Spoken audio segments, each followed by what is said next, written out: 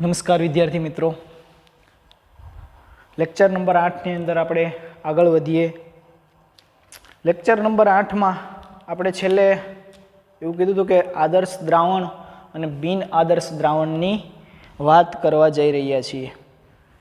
આદર્શ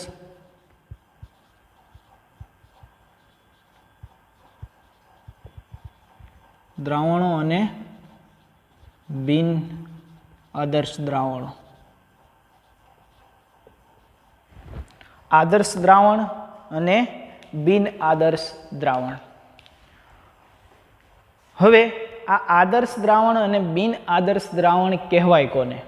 11th science ની અંદર આપણે વાયુ અવસ્થાની અંદર ભણીને આવ્યા હતા કે આઈડિયલ ગેસ અને નોન આઈડિયલ ગેસ, આદર્શ ગેસ અને બિન આદર્શ વાયુ, આદર્શ વાયુ અને બિન આદર્શ વાયુ આપણે ભણ્યા હતા. ત્યાં આપણે વાત કરતા હતા માત્ર વાયુ અવસ્થા માટે. અહીંયા શેની વાત કરવાની છે? લિક્વિડ માટે. લિક્વિડ એટલે કે પ્રવાહી માટે. અહીંયા આપણે આદર્શ અને બિન આદર્શ દ્રાવણ માટે ભણવાનું છે. તો આદર્શ દ્રાવણ કોને કહેવાય, બિન આદર્શ દ્રાવણ કોને કહેવાય? આ બધું કરતા પહેલા સમજી લઈએ આપણે કે આદર્શ શું હોઈ શકે, બિન આદર્શ શું હોઈ શકે. માની લ્યો કે તમારી પાસે એક દ્રાવણ છે,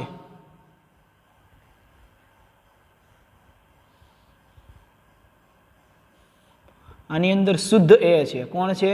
એક કન્ટેનરની અંદર પ્યોર એ પદાર્થ છે. એક દ્રાવણ, એક પદાર્થ, એક દ્રાવ્ય અને દ્રાવક ભેગા થઈ અને દ્રાવણ બને. આ કેવું છે? શુદ્ધ એ.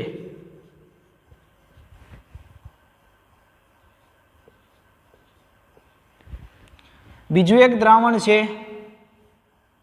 જેમની અંદર તમારી પાસે શુદ્ધ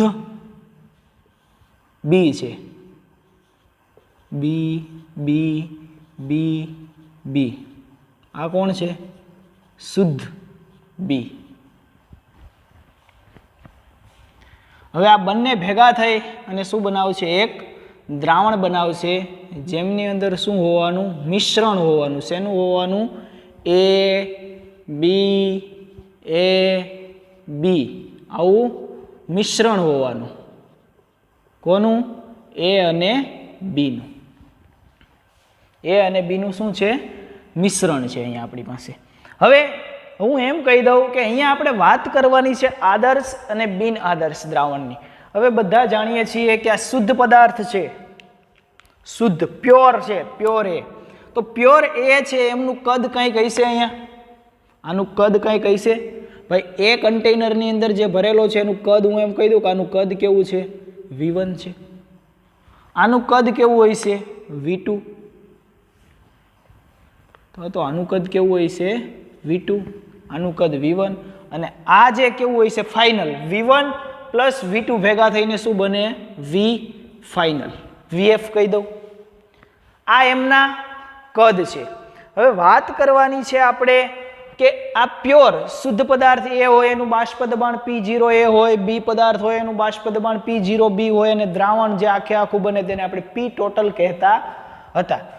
હવે આમની અંદર ઘટક કણો જુઓ તો બધા કેવા છે? એ. એટલે આમની વચ્ચે અહીંયા વાત કરવાની છે આપણે આકર્ષણ બળની. શેની વાત કરવાની? આકર્ષણ. હમણાં આદર્શ અને બિન આદર્શ તરફ જ આપણે જઈએ છીએ.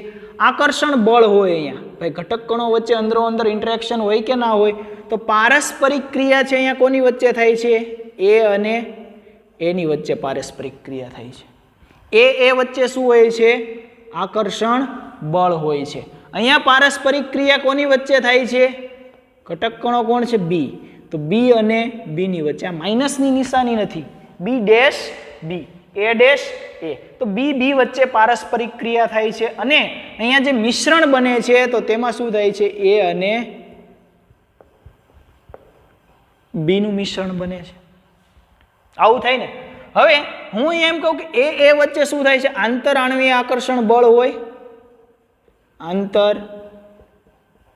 આણ્વીય પારસ્પરિક ક્રિયા થાય છે.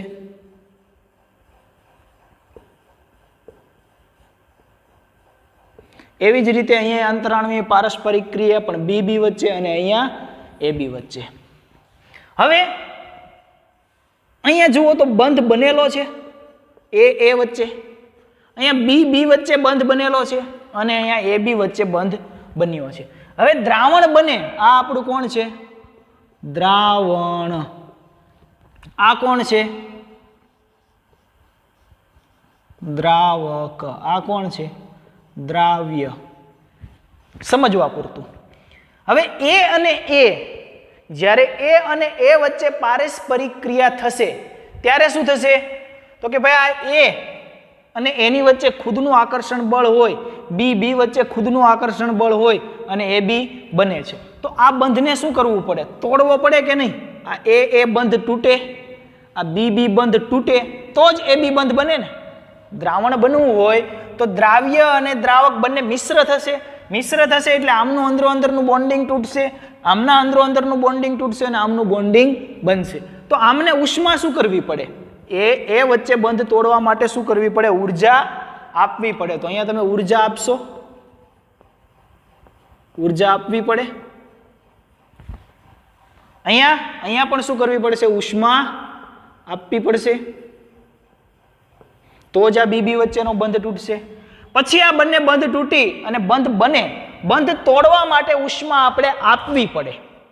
અને બંધ જ્યારે બનતો હોય, ફોર્મેટ થતો હોય, ફોર્મેશન થતું હોય ત્યારે શું થાય? એમાંથી ઉષ્મા રિલીઝ થાય. તો અહીંયાથી શું થશે? ઉષ્મા મુક્ત થશે. તો હું અહીંયા એવું બોલી શકું કે અહીંયા છે કઈ પ્રક્રિયા થાય છે? ઉષ્મા શોષક. અહીંયા કઈ થાય છે? ઉષ્મા શોષક. અહીંયા કઈ થાય છે? ઉષ્મા ક્ષેપક. કેમ કે ભાઈ અહીંયા બંધ બને છે, અહીંયા તો બંધ તૂટી દ્રાવ્ય અને દ્રાવક ભેગા થઈ અને દ્રાવણ બનાવે છે. તો દ્રાવણની અંદર શું થાય? એ અને બંધ નિર્માણ થાય છે. તે ઉષ્મા શું થશે? ક્ષેપક. ઉષ્મા મુક્ત કરશે, ઉષ્મા છૂટી પડશે. હવે આ તો વાત થઈ ગઈ ઉષ્માની. પણ અહીંયા પ્રશ્ન એવો થાય કે એની ઉષ્મા વધારે હશે, બીની ઉષ્મા વધારે હશે કે એ બી છે એ વધારે ઉષ્મા મુક્ત કરતું હશે? આને વધારે ઉષ્મા આપવી પડતી હશે, આને વધારે ઉષ્મા આપવી પડશે કે આ વધારે રિલીઝ કરતી હશે કે મુક્ત કરતું હશે? એના માટે થઈને આપણે ભણવું પડશે આદર્શ અને બિન આદર્શ દ્રાવણ. માનો કે અહીંયા તમારો જે ઉષ્માનો જે ફેરફાર જે છે, કદ છે, કદ. હકીકતમાં આદર્શ દ્રાવણ શું બતાવે? કદ બતાવે કે ભાઈ કદની અંદર આનું કદ માનો કે 50 ml છે. કેટલું છે?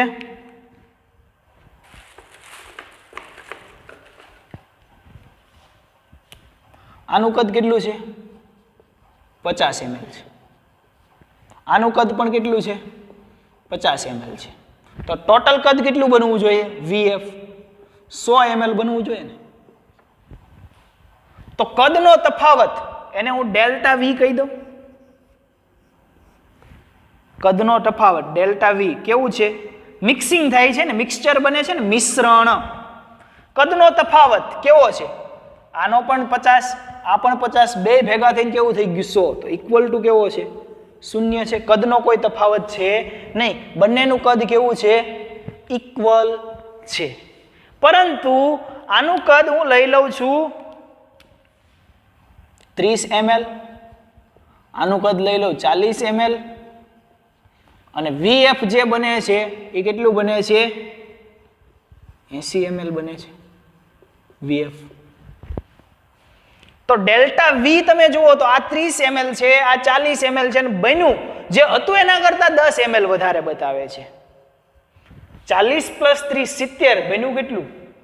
80 ml. તો delta V mixing not equal to 0. આ ઇક્વલ ટુ 0 થાય એનો મતલબ એમ કે આપણું દ્રાવણ છે એ કેવું છે? આદર્શ છે. નોટ ઇક્વલ ટુ 0 થાય એનો મતલબ શું? કે આપણું દ્રાવણ કેવું છે? બિન આદર્શ. તો delta V mixing is equal two જો 0 થાય તો દ્રાવણ આપણું કેવું છે? આદર્શ છે. અને નોટ ઇક્વલ ટુ 0 થાય તો કેવું છે? બિન આદર્શ છે. હવે વાત આવી એમની એન્થાલ્પીની. એન્થાલ્પીને 11 સાયન્સની અંદર ઉષ્માગતિશાસ્ત્રની અંદર આપણે H વડે બતાવતા હતા અને એન્થાલ્પીનો ફેરફારને શેના વડે બતાવતા હતા? ડેલ્ટા H વડે. માનો કે આ બંધ જે એ બંધ તૂટે છે તો એ બંધને તોડવા માટે શું કરવું પડે છે? 50 કિલો જૂલ અથવા તો 100 કિલો જૂલ ઉર્જા આપવી પડે છે. કેટલી આપવી પડે છે? 100 કિલો જૂલ. બીબી બંધને તોડવા માટે કેટલી ઉર્જા આપવી પડે છે? એને આપવી પડે છે, એને પણ 100 કિલો જૂલ આપવી પડે છે. અને એબી બંધ જ્યારે બને છે ત્યારે મુક્ત થતી ઉષ્મા કેટલી છે? 200 કિલો જૂલ. તો ડેલ્ટા H એન્થાલ્પીમાં થતો ફેરફાર મિક્સિંગ કેવો છે? Equal to 0. અહીંયા પણ 100, અહીંયા પણ 100, એટલે કે 200 તોડવા માટે આપી અને 200 ઉત્પન્ન થઈ ગઈ. તો ડેલ્ટા H મિક્સિંગ કેવું છે? 0 છે. એટલે આ શું થઈ ગયું આપણું? આદર્શ. એવી રીતે અહીંયા હું 100 કિલો જૂલ આપું છું, બી દ્રાવણને કેટલી આપું છું? એને પણ 100 કિલો જૂલ આપું છું. અને અહીંયા ઉત્પન્ન થતી ઉષ્મા છે માનો કે 190 કિલો જૂલ છે અથવા તો 210 કિલો જૂલ છે. તો કેવું થશે? આપી 200 પણ કેટલી ઉત્પન્ન થઈ? 190 કિલો જૂલ જ ઉત્પન્ન થઈ. અથવા તો આપી મેં 200 જેટલી ઉષ્મા કિલો જૂલ, ઉત્પન્ન કેટલી થઈ? 210. તો આવા કિસ્સાની અંદર delta H mixing not equal to 0 એ કેવું થશે? બિન આદર્શ. બિન આદર્શ થશે. તો ભાઈ બહુ સરળ છે. આદર્શ દ્રાવણો કોને કહીએ? કે ડેલ્ટા વી એટલે કે કદનો તફાવત છે મિશ્રણમાં ઇઝ ઇક્વલ ટુ જો 0 થાય તો એવા દ્રાવણને આપણે કયું દ્રાવણ કહીશું? આદર્શ દ્રાવણ કહીશું. અને નોટ ઇક્વલ ટુ 0 થતો હોય તો એવા દ્રાવણને આપણે કયું કહીશું? બિન આદર્શ દ્રાવણ. હવે વાત આવી એન્થાલ્પીના ફેરફારની. એન્થાલ્પી એટલે બીજું કાંઈ નહીં, આમની વચ્ચે જે આંતરઆણવીય પારસ્પરિક ક્રિયા થાય છે તો એ બંધને તોડવા માટે આપવી પડતી જે ઉષ્મા છે એ આ બંને દ્રાવ્ય અને દ્રાવક ઇઝ ઇક્વલ ટુ જો એ બી જે નિપજ મળે છે, દ્રાવણ બને છે એના ઇક્વલ થાય એટલે કે ઇક્વલ ટુ 0 થાય, ઇક્વલ સમાન થઈ જાય. આ 200 છે અને આ પણ 200 જો ઇક્વલ થઈ જાય તો એને આપણે ક્યાં કહીશું? આદર્શ દ્રાવણ. અને ઇક્વલ ના થાય તો એને ક્યાં કહીશું આપણે? બિન આદર્શ દ્રાવણો કહીશું. તો આદર્શ દ્રાવણ અને બિન આદર્શ દ્રાવણની અંદર મુખ્ય કદ અને એન્થાલ્પી છે. કોણ છે? કદ અને એન્થાલ્પી. અને અગત્યનો ટોપિક એમને ઓળખવા માટે પરીક્ષાની અંદર તમને અલગ અલગ દ્રાવણો આપશે. 4 ઓપ્શન આવશે કે નીચેનામાંથી કયું દ્રાવણ આદર્શ દ્રાવણ છે. તો કઈ રીતે નક્કી કરશો? તો એમની વચ્ચે રહેલી અંદરોઅંદરની પારસ્પરિક ક્રિયા ઉપરથી એ નક્કી થઈ શકે છે. હવે સ્ટાર્ટ કરીએ આપણે કે ભાઈ આદર્શ દ્રાવણની અંદર કેટલી વસ્તુ આપણે જોઈ અથવા તો કેટલી વસ્તુઓ આપણે યાદ રાખવાની છે કે આદર્શ દ્રાવણ જેને આપણે બોલી શકીએ. તો ચાલો પહેલા હું એવું કહી દઉં કે આદર્શ દ્રાવણ માટે પ્રથમ 1 by 1 લખતો જાઉં છું. દ્રાવણ કહીશું કોને? તો ચાલો એમની પહેલી કન્ડિશન આદર્શ દ્રાવણ માટે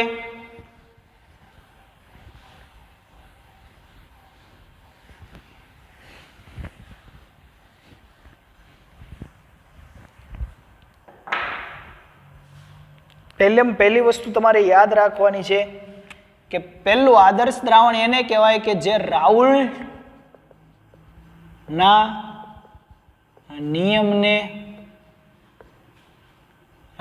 નિયમનું પાલન કરે.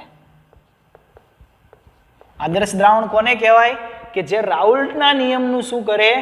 પાલન કહેવાય. રાઉલ્ટનો નિયમ શું કહે છે ભાઈ? ચાલો બતાવો કે રાઉલ્ટના નિયમનું દ્રાવણ કઈ રીતે પાલન કરે. માનો કે તમે પ્રેક્ટિકલ કર્યો, તમે કોઈ એક પ્રેક્ટિકલ કર્યો, દ્રાવ્ય અને દ્રાવક ભેગા કરી અને દ્રાવણ માટે તમે પ્રેશર માપ્યું. શું માપ્યું? પ્રેશર એટલે કે બાષ્પ દબાણ માપ્યું. તો પી ને હું પ્રેશર કહું, બાષ્પ દબાણ પી, અને હું શું કહું? બાષ્પ દબાણ કહેવાય. બાષ્પ દબાણ. આ બાષ્પ દબાણ પી જે છે એ મેં કઈ રીતે માપ્યું? તો કે પ્રયોગ કરીને માપ્યું. શું કર્યું? પ્રયોગ દ્વારા.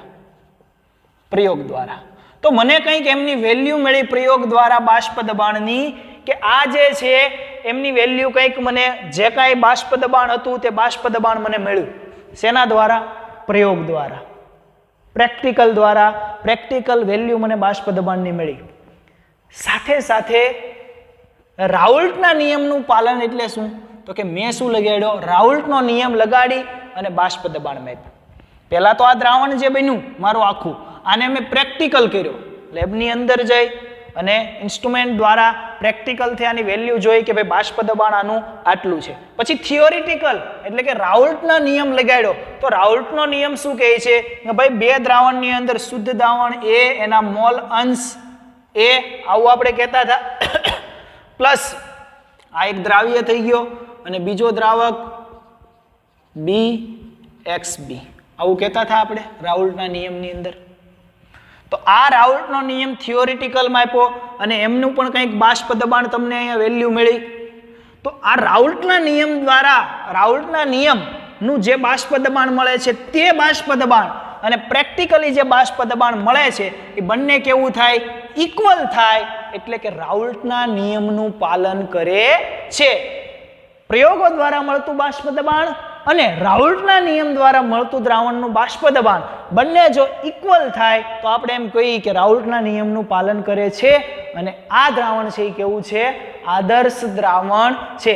પણ પ્રેક્ટિકલી માનો કે અહીંયા કંઈક 20 જેટલી વેલ્યુ આવી અને થિયોરિટિકલ રાઉલ્ટના નિયમ દરમિયાન 30 આવી, તો આ રાઉલ્ટના નિયમનું પાલન કરતું નથી. તો એવા દ્રાવણને આપણે શું કહીશું? બિન આદર્શ દ્રાવણ. એટલે કે બિન આદર્શ દ્રાવણો છે તે રાઉલ્ટના નિયમનું પાલન કરતા નથી. માત્ર ને માત્ર કોણ કરે છે? આદર્શ દ્રાવણો જ રાઉલ્ટના નિયમનું પાલન કરે છે. ચાલો, હવે પ્રથમ વસ્તુ થઈ ગઈ રાઉલ્ટનો નિયમ ફોલો કરતા હોવા જોઈએ આદર્શ દ્રાવણો. બીજી વસ્તુ આપણે ભણી ગયા એ જ છે, શું ભણી ગયા? કે ડેલ્ટા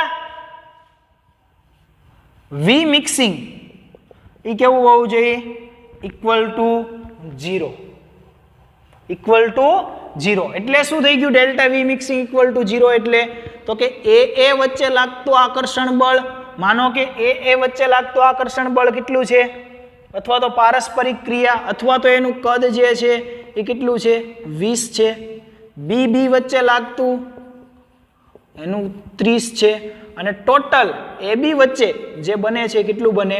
50. 30 ને 20 50 એટલે ઇક્વલ ટુ થઈ ગયું delta V is equal to 0. તો બીજી કન્ડિશન આ ફોલો કરતી હોવી જોઈએ.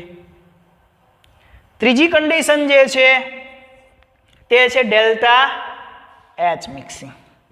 Delta H mixing is equal to 0. આ પણ કેવું થઈ ગયું? આના જેવું. આ બંને જેટલું V1 અને V2 છે એટલું જ V3 એટલે VF હોવું જોઈએ. એટલે કે જેટલી અહીંયા વાત કરે છે ઉર્જાની વાત કરે છે, આ જે વાત કરે છે કોની કરે છે? કદની વાત કરે છે. તો ત્રીજી કન્ડિશન એમની આ થઈ ગઈ. આટલી વસ્તુ આપણને આદર્શ દ્રાવણ માટે યાદ હોવી જોઈએ. વધારાની એક ટર્મ યાદ એ પણ રાખવાની છે, ઘણી વખત MCQ ની અંદર પૂછી લે છે. આ 3 અને ચોથી વસ્તુ જે યાદ રાખવાની છે એ ડેલ્ટા, નામ સાંભળ્યું છે બધાએ 11 સાયન્સની અંદર, ડેલ્ટા એસ. આને શું કહેતા હતા આપણે? એન્ટ્રોપી એવું નામ આપ્યું હતું. શું નામ આપ્યું હતું? Entropy. Delta S mixing is greater than 0. ભાઈ દ્રાવ્ય અને દ્રાવક ભેગા થઈ અને દ્રાવણ બનાવે તો એમની એન્ટ્રોપી, ઘટક કણોની સંખ્યા વધે છે એટલે એન્ટ્રોપી હંમેશા વધશે. આદર્શ અને બિન આદર્શ દ્રાવણ, આદર્શ દ્રાવણ હોય કે બિન આદર્શ દ્રાવણ હોય બંને માટે ડેલ્ટા એસ ગ્રેટર ધેન 0 હોય છે હંમેશા. આ કોઈ અલગથી આને યાદ રાખવાનું નથી.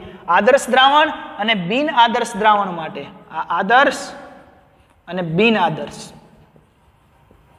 બંને માટે કેવું હોય? Always greater than 0. કેમ કે ભાઈ ડેલ્ટા એસ શું બતાવે? એન્ટ્રોપી. એન્ટ્રોપીનો થતો ફેરફાર. ભાઈ એ દ્રાવ્ય બીજો એક દ્રાવક છે, દ્રાવ્ય અને દ્રાવક ભેગા થાય તો ઘટક કણોની સંખ્યા વધી. હવે આ ઘટક કણોની સંખ્યા વધી એટલે અસ્તવ્યસ્ત થઈ ગયા બધા, એટલે એન્ટ્રોપી વધવાની છે. આદર્શ દ્રાવણ હોય કે બિન આદર્શ દ્રાવણ હોય કોઈ પણને માટે ડેલ્ટા એસ કેવો હોય છે? હંમેશા ગ્રેટર ધેન 0 હોય છે. ચોથી વસ્તુ યાદ કરી રાખવાની છે, ગિબ્સની ફ્રી મુક્ત ઉર્જા યાદ રાખ્યું હોય છે તમે. ગિબ્સ ડેલ્ટા જી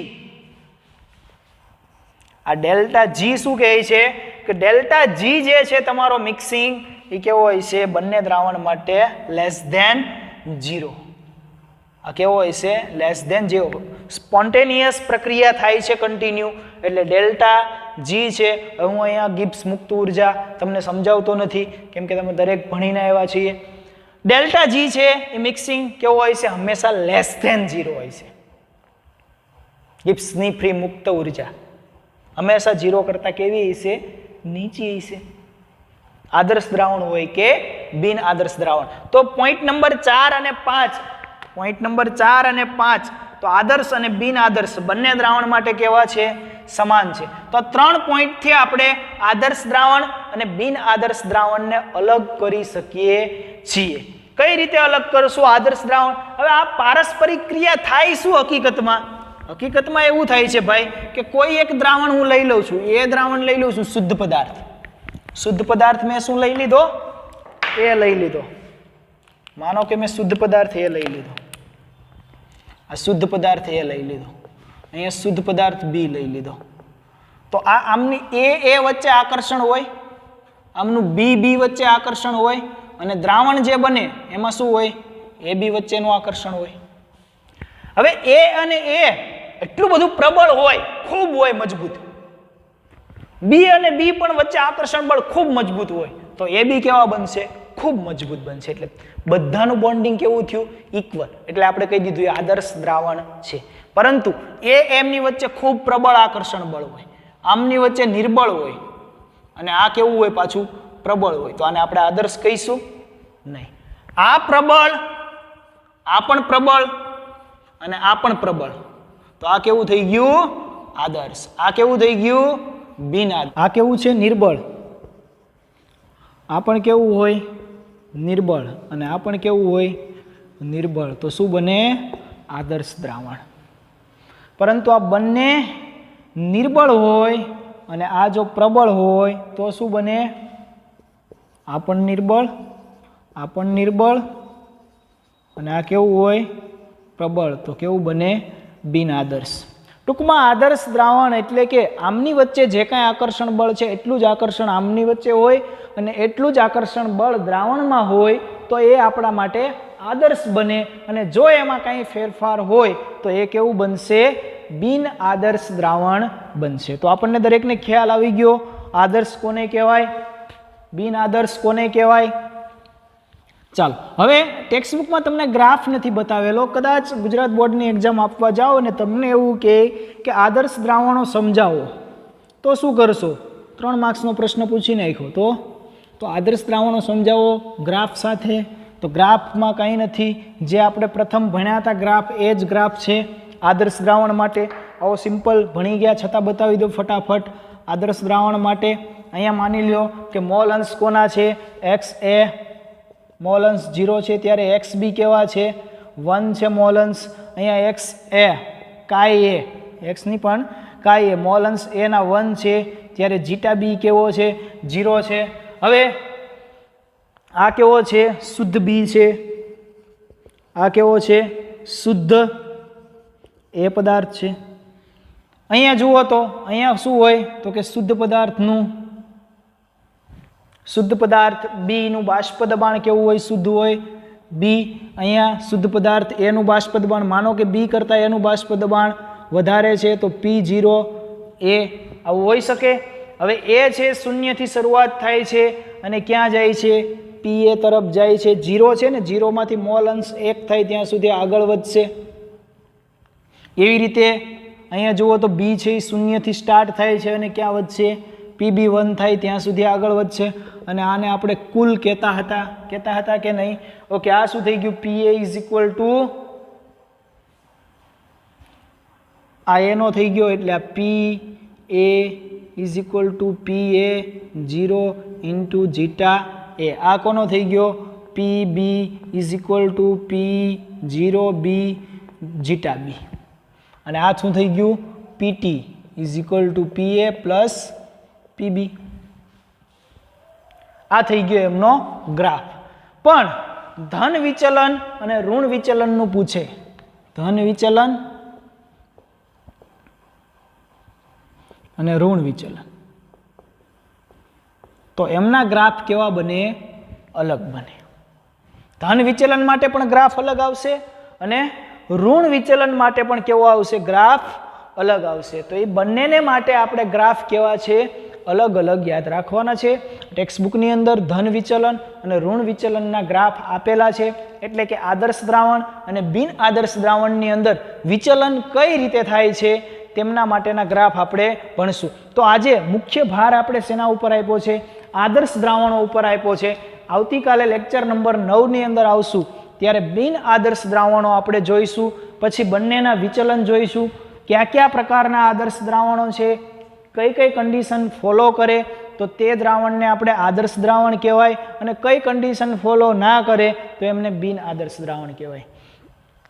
તો આ દરેક માટે આપણે આદર્શ અને બિન આદર્શ દ્રાવણની કન્ડિશન યાદ રાખી લઈશું. ત્યાર પછી એક્ઝામ્પલ કરશું. તમને અલગ અલગ દ્રાવણ આપી દીધા હોય તો ઓળખશો કઈ રીતે કે આ આદર્શ છે અને આ બિન આદર્શ છે. તો એમના દરેકને આપણે યાદ કરશું. તો લેક્ચર નંબર 9 ની અંદર ધન વિચલન, ઋણ વિચલન અને બિન આદર્શ દ્રાવણની આપણે વાત કરશું.